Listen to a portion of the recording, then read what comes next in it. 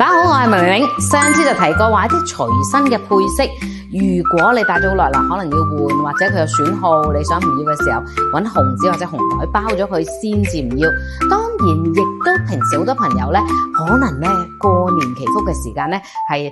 請咗好多嘅唔同嘅符啊、平安符啊，咁到年尾又點做咧？好多時就應該去翻原來嘅廟，或者喺自己屋企化咗佢又得，又或者咧都係用同一個方法包起佢，用紅紙包起佢。咁有啲朋友咧又會話一啲風水物品或者吉祥物擺開喺屋企，但係佢明明有一對嘅，又爛咗，你分咗一隻，咁點咧？咁你要全個換噶咯喎。逢係一對嘅嘢，譬如貔貅啊，又或者一啲嘅招財貓啊，咁呢一類物品，如果真係又咁啱有一隻打爛咗，咁你就不如成對換。但係同樣地，我哋都係要善待一啲嘅吉祥物，揾啲紅紙包好晒佢，或者紅色嘅袋裝住佢，然後先至唔要，唔好跟隨一啲正常好污糟邋遢嘅垃圾一齊抌喎嚇，咁單獨咁樣抌咧就會好啲噶啦。